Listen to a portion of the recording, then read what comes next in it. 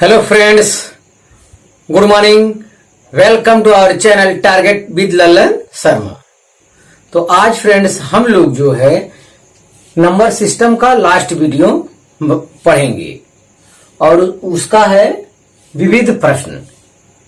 तो आज ये नंबर सिस्टम का 15वां वीडियो है और 15 वीडियो में हमारा टोटल कंसेप्ट कवर हो गया है और आप इस वीडियो को सफाई से अध्ययन कर लीजिए और टोटल प्रॉब्लम इसका सॉल्व हो जाएगा।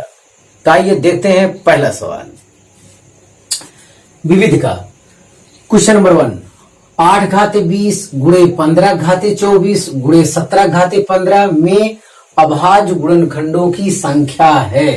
अभाज्य गुणनखंडों की संख्या है 59, 98, 123, 138। इसमें अभाज्य गुणनखंडों की संख्या। अभाज्य मतलब जो एक और खुद के सिवाय किसी से न कटे। ऐसे कितने गुणनखंड मिलेंगे ये बताना है। तो जो बढ़ चुके हैं अब तक हम लोग, उसी कंसेप्ट का हमें यहां पे प्रयोग करना है। तो चलिए इसको देखते हैं। तो 8 तो अभाज्य नहीं है, तो 8 अभाज्य नहीं तो इसे क्या लिखेंगे? 2 घाते 3 कर दीजिए, इसे अभाज्य में कन्वर्ट करिए।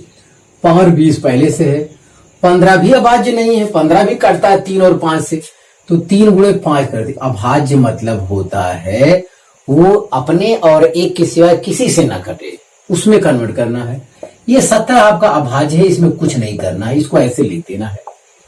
अब ये घात पे घात का आपस में गुणा होता है, तो ये हो गया 2 घाते 60 गुणे, इसे लिख सकते हैं 3 घाते 24 गुणे, इसे लिख सकते हैं 5 घाते 24, अलग अलग कर लिए, गुणे 17 घाते 15। ये हो गया। हाँ, 2 भी अभाज्य हो गया, 3 भी अभाज्य हो गया, 5 भी अभाज्य हो गया, 17 भी अभाज्य हो गया। अब सभी अभाज्य हो गए। तो अभाज्य गुणनखंडों की संख्या, अभाज्य गुणनखंडों की संख्या बराबर, तो यही संख्या हो जाएगा 60 प्लस 24 प्लस 24 प्लस 15। ये अभाज्य गुणनखंडों की संख्या हो गई। चलिए जोड़ लेते हैं। तो 5 4 9 4 13 के 3 13 3 लास्ट में 13 यही है। जिसे ऑप्शन अगर हम लोग हल कर रहे हैं तो जल्दी में क्या करेंगे, इसको टिक लगाएंगे। अब बढ़िया से थोड़े सवाल लगाएंगे, इतना लंबा अभाज्य गुणनखंडों की संख्या थोड़ी लिखेंगे, जल्दी घात जोड़ेंगे। पहला अक्षर मिल गया, अब कोई देखने की जरूरत नहीं है। बहरहाल हाँ, 5 4 9 4 13 3 हासिल 1 2 2 4 2 6 6 12 123। Option C is correct. मतलब ये है कि 2 एक अभाज्य संख्या, वो कितनी बार आया है? 60 बार है। 3 एक अभाज्य संख्या कितनी बार आया है? 24 बार आया। 5 एक अभाज्य संख्या, वो कितनी बार आया है? 24 बार है। 17 एक अभाज्य संख्या कितनी बार आया? 15। तो कुल कितनी बार हो गया अभाज्यों की संख्या? 123 बार हो गया। तो पहला क्वेश्चन आपका सॉल्व हो गया। ये सब कंपटीशन में आए हुए हैं। हाँ विद्यार्थी, दूसरा क्वेश्चन भी आपका बोर्ड पर इंतजार कर रहा है। दूसरा क्वेश्चन है, कह रहा है 2 घाते 40 3 घाते 40 4 घाते 30 और 5 घाते 20 में सबसे बड़ी संख्या है। तो सबसे बड़ी संख्या यहां पे पूछ रहा है। अब इसमें कौन सबसे बड़ी है? तो क्या किया जाए, क्या किया जाए? हम देख रहे हैं सबके पावर में 0 लगा है, सबके पावर में 0 लगा है, तो उसका हमें लाभ लेना चाहिए। तो चलिए देखते हैं। 2 घाते 50 को लिख सकते हैं 2 घाते 5 दहा में 50 कर सकते हैं। इसे लिख सकते हैं 2 घाते 5 होल पावर 10 कर सकते हैं। इतना कर सकते हैं। 2 घाते 5 माने 32, 32 का पावर 10 कर सकते हैं। यस, ठीक है, 32 के घाते 10 कर सकते हैं। चलिए 3 घाते 40 लिखा है, 3 पावर 40 लिखा है, इसे लिख सकते हैं 3 घाते 4 गुणे 10, 4 दहा में 40 हो गया। इसे लिख सकते हैं 3 घाते 4 होल पावर 10 लिख सकते हैं, होल पावर 10 लिख सकते हैं। अब 3 घाते 4 को आधार में ले लेंगे, तो 3 का 4 बार गुणा, 3 त्रिका 9 3 27, 81। 3 3 का 9, 9 81, 81 का पावर 10 आ गया। ये देखते हैं। फिर आ रहा है 4 घाते 30। 4 घाते 30 में विद्यार्थी हम कर सकते हैं 4 घाते 3 गुणे 10। इसे कर सकते हैं 4 घाते 3 होल पावर 10। तो 4 चौक 16 चौका 64, ये हो जाएगा 64 का होल पावर 10 हो गया। ये भी ठीक दिया। 5 घाते 20 दिया है।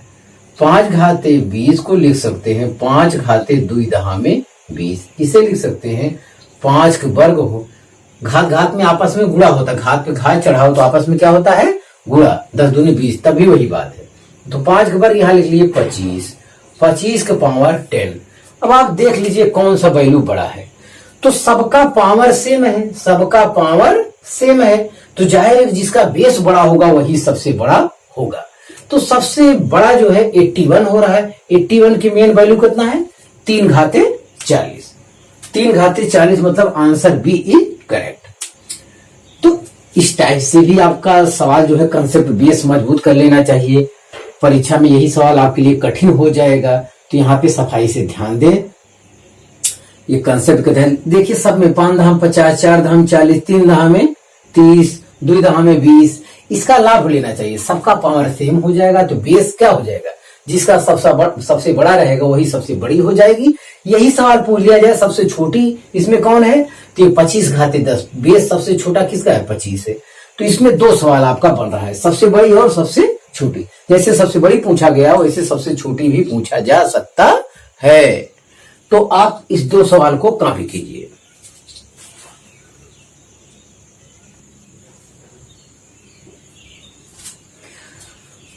तीसरा सवाल देखा जाए।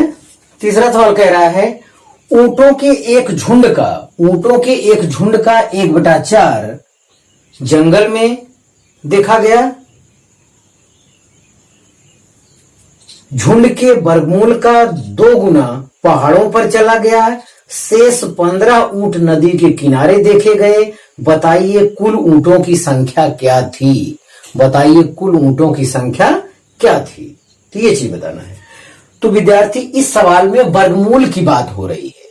जब यक्स मान लेंगे तो उसका वर्गमूल लेंगे तो सवाल कठिन हो जाएगा।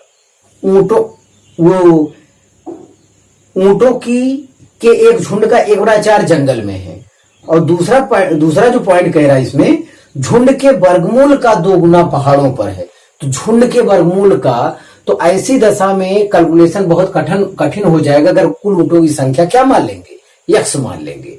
तो इसमें थोड़ी सी चालाकी, वर्गमूल निकालने के लिए कह रहा है तो पहले से वर्ग मान लेते हैं। माना कुल ऊंटों की संख्या x² है। माना कुल ऊंटों की संख्या x² है। माना कुल ऊंटों की संख्या क्या है, x² है। अब वो कह रहा है ऊंटों का एक झुंड का 1/4 भाग जंगल में देखा गया। 1/4 भाग जंगल में, तो 1/4 मतलब x इसका 1/4 भाग जंगल में मतलब कुल x² है, उसका 1/4 माने x²/4 भाग जंगल में देखा गया।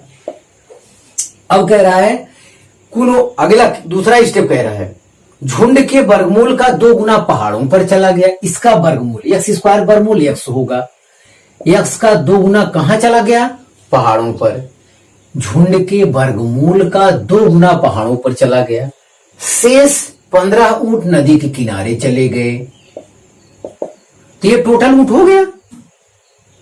अरे भाई इसका 1/4 पहाड़ों पर जंगल में चला गया।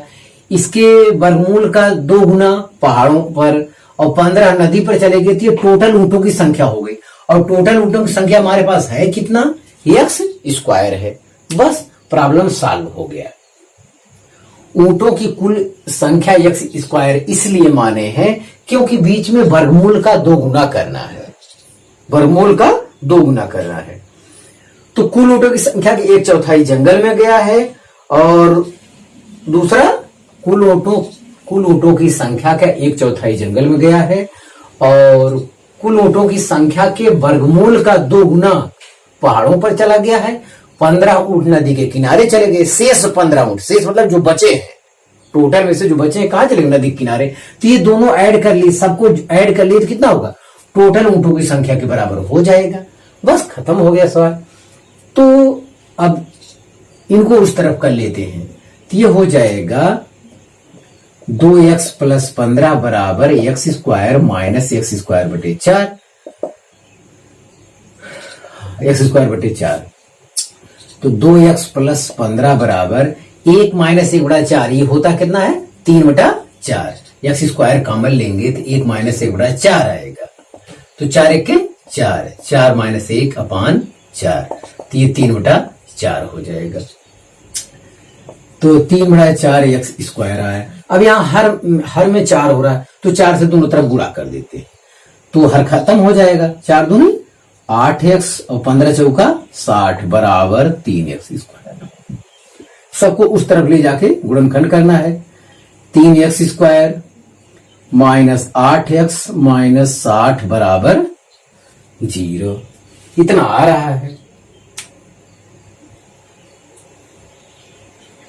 यस, तो छात्र गुणा कर, अब गुणनखंड का जो नियम होता है विद्यार्थी, गुणा करने पे छात्रिक 18, 3 गुणे 60, ये 180 आना चाहिए। वो भी माइनस क्या आना चाहिए? अरे इसमें माइनस पहले से है ना, इसका गुणा करने पे माइनस 180 आना चाहिए, और जोड़ने पे कितना आना चाहिए? जोड़ने पे -8 आना चाहिए, -8 आना चाहिए।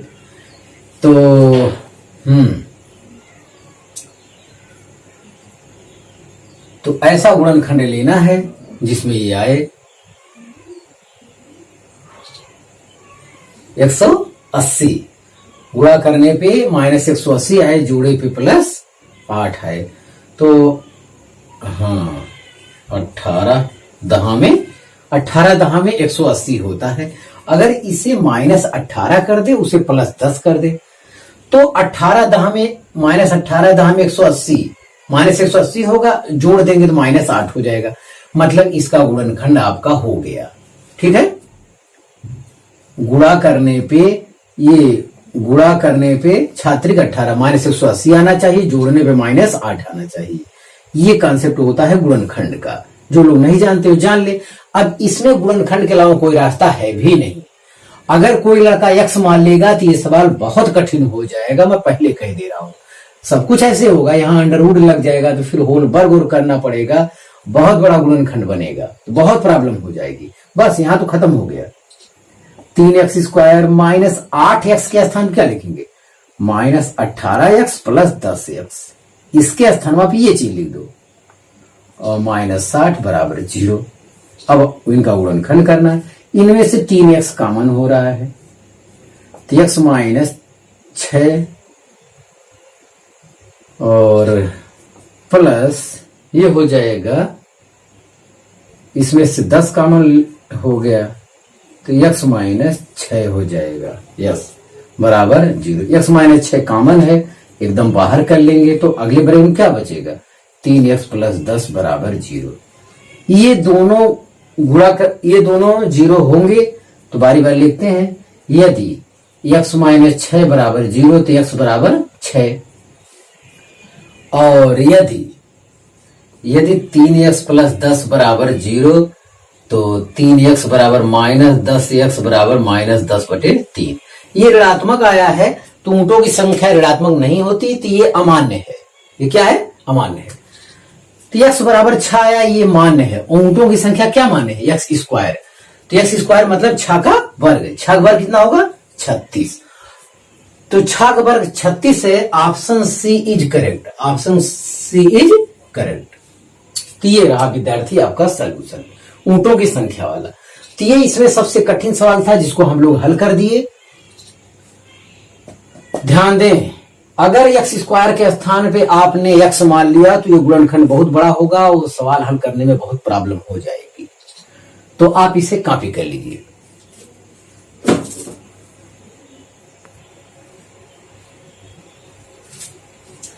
चौथा सवाल देखा जाए, किसी संख्या का 1/5 उसके 1/7 से 10 अधिक है तो वह संख्या है। तो माना संख्या x है। इस टाइप के बहुत से प्रॉब्लम आए हैं। कह रहा किसी संख्या का 1/5 x गुणे 1/5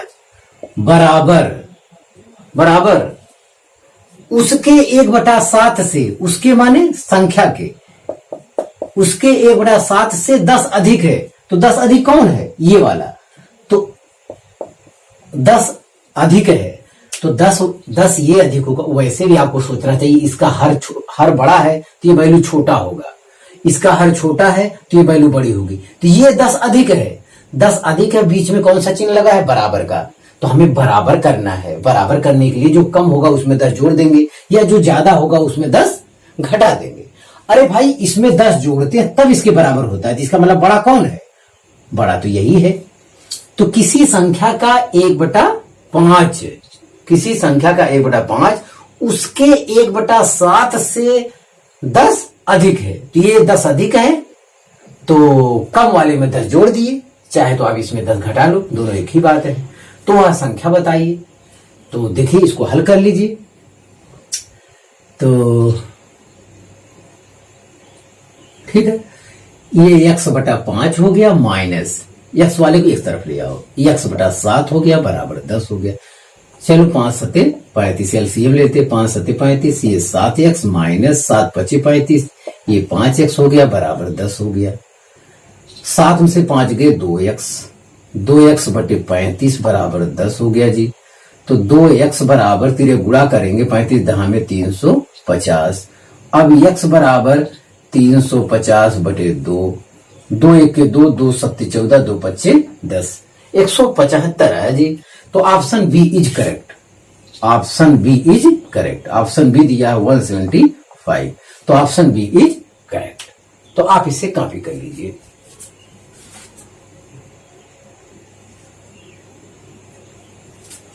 हाँ, पांचवा सवाल देखा जाए। पांचवा सवाल कह रहा है किसी संख्या का 4/3 के 2/3 का मान 80 है। किसी संख्या के 4/3 के 2/3 का मान 80 है तो संख्या है। तो माना संख्या क्या है? x है। ऐसे सवाल में माना संख्या x है। किसी संख्या का 4/3, संख्या x है, 4/3 माने 4/3। किसी संख्या का 4/3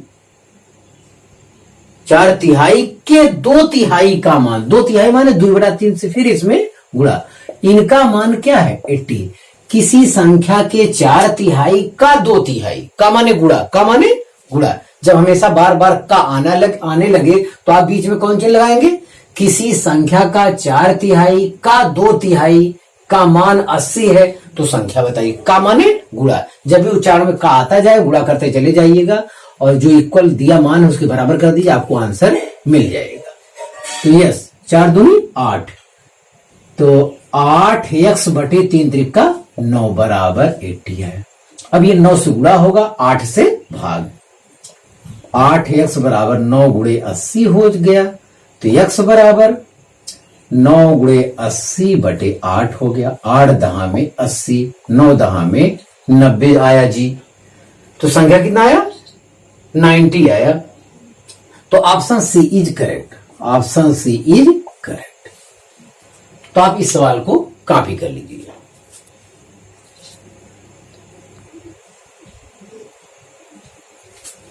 हाँ फ्रेंड्स, 6वां सवाल देखा जाए। 6वां सवाल कह रहा है किसी संख्या का 3/4, किसी संख्या के 3/4 का 1/2। तो ऐसे सवाल में माना संख्या x है, इतना कर लिए। किसी संख्या का कह रहा है किसी संख्या के 3/4 का 1/2, किसी संख्या माने x के 3/4 का 1/2 कामा, आगे कह रहा है 10 का 2.5 गुना के बराबर है। 10 के 2 सही 1/2 गुने के बराबर है। 10 के 2 दो सही 1/2, तो 10 के 2 सही 1/2 के बराबर है। तो x का मान ज्ञात कीजिए, यही सवाल हो गया। तो वह संख्या कौन है? तो वह संख्या किसी संख्या के 3/4 का 1/2 कामा 10 के 2.5 गुने के बराबर है। तो वह संख्या कौन है? यह क्वेश्चन आपसे पूछा जा रहा है। तो यही आपको हल करना है। देखिए, तो x गुणे 3/8 बराबर 10 गुणे 2.5 गुना, तो 2 सही बात, 2 2 दूनी 4 1 5, 2.5 माने 5 का आधा ही तो 2.5 होता है। तो इस टाइप से कर दिए। तो 2 5 10, पंचम 25 आ गया। अब 8 से गुणा करेंगे, 3 से भाग देंगे, तो 25 गुणे 8/3 हो गया। 25 अट्ठे 200/3 हो गया। तो 200/3 हमारे आंसर में नहीं है। नहीं है तो सही बटे में आंसर है एक, वो देख लेते हैं। तो 3 छक 18, 200 में 3 से आप 3 से भाग दीजिए। 3 छक 18, 2 20, फिर 3 छक 18, 2 20। तो ये 66 सही 2/3 आप लिख सकते हैं। 66 सही 2/3 लिख सकते हैं। और ये ऑप्शन सी है, ऑप्शन सी है। तो ऑप्शन सी इज करेक्ट। तो आप इस सवाल को भी कॉपी कर लीजिए।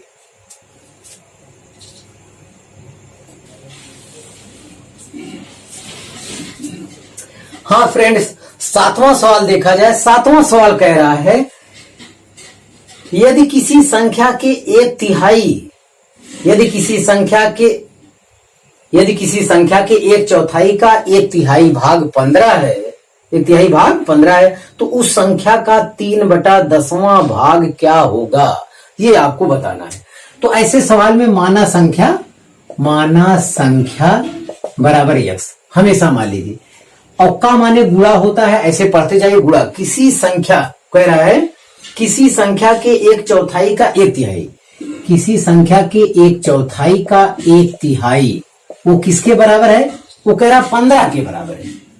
किसी संख्या के 1/4 का 1/3 भाग, तो यहां भी का है, का माने गुणा, फिर का आया, फिर गुणा।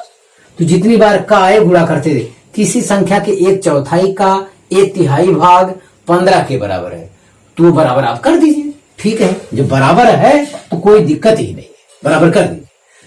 तो हाँ, x गुणे 1 ऊपर है, कोई बात नहीं, 4 3 12 बराबर 15 है। तो x बराबर 12 गुणे 15 है।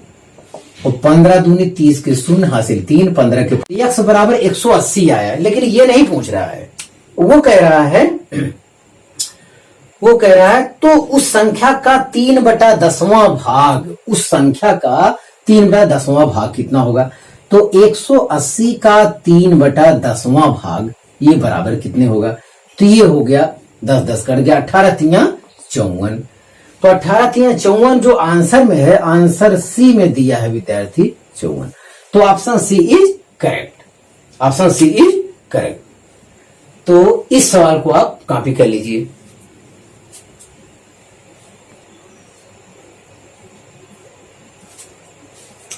हाँ फ्रेंड्स, 8वां सवाल देखा जाए। 8वां सवाल कह रहा है, 8वां सवाल में वही संख्या वाला सवाल है। तो माना संख्या x है। पहले मान लीजिए, वो कह रहा है किसी संख्या के 2/5 का 1/3 का 3/7 15 है।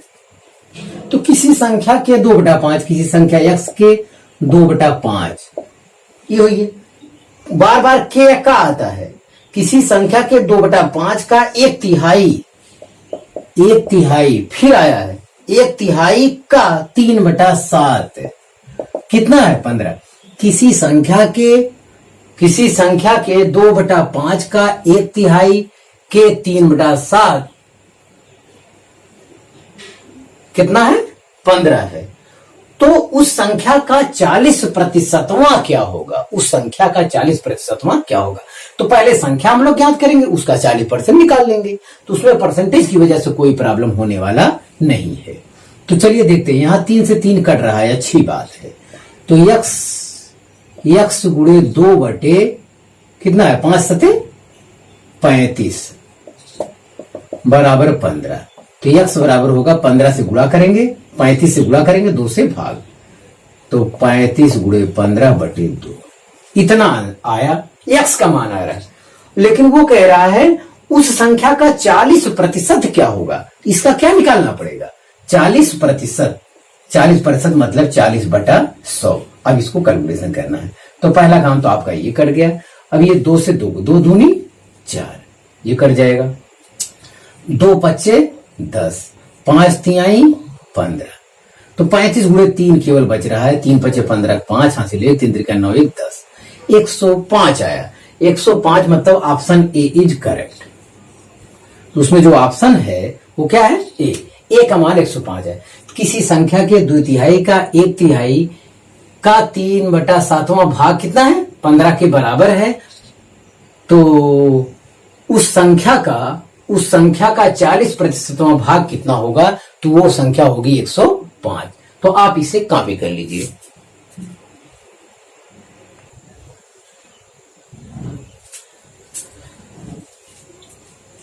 हाँ विद्यार्थी, 9वां सवाल देखा जाए। 9वां सवाल कह रहा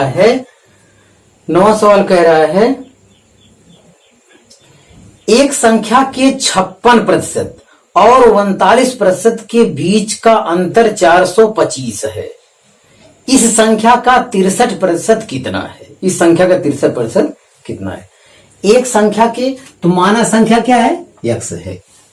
माना संख्या x है, इसका 56%, तो x गुणे 56% माने 56/100। इसका 56% और 39% के बीच का अंतर 39%, तो x गुणे 39/100 का अंतर 425 है।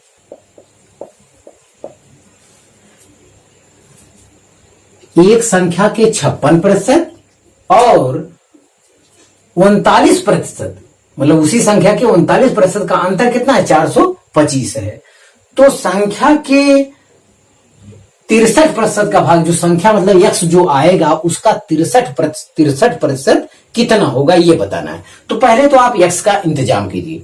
तो ऐसे किसी सवाल में आपको बिल्कुल परेशान होने की जरूरत नहीं। प्रतिशत मतलब तोप नहीं होता है। इतने का 56% माने 56/100, इतने का 39% मतलब इतना। इनका अंतर 425 है। आप बराबर जो कहे वो करते चले जाइए।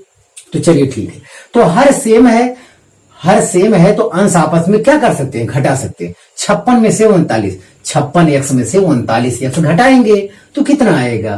तो 56 ज्यादा है, तो 16 में से 9 गए 7 आ रहा है, तो यहां बचा 4 में से 3 गए 1, मतलब 17x/100 ये बराबर आ रहा है 425, इतना आ रहा है।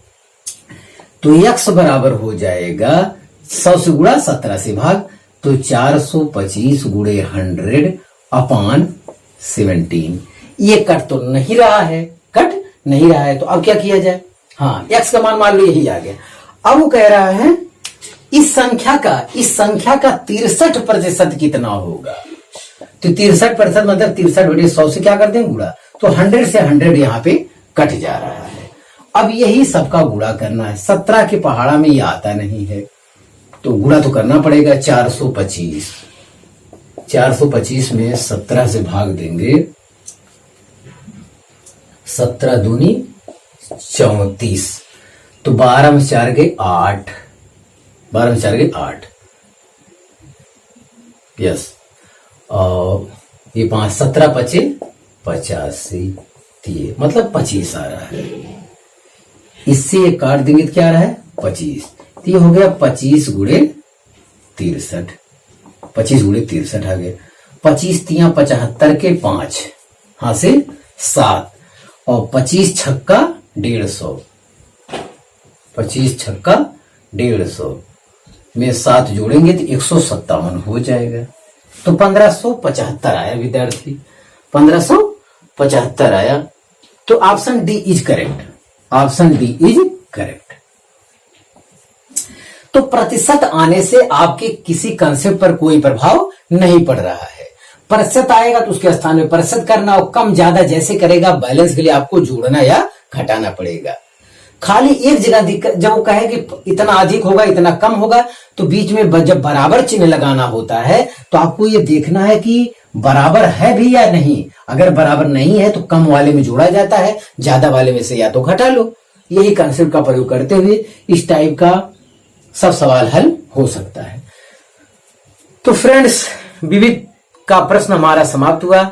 आज ये चैप्टर समाप्त हो रहा है। आने वाले कल में अगला चैप्टर आपको पढ़ाया जाएगा। आप मेहनत से पढ़ाई करते रहें। All the very best.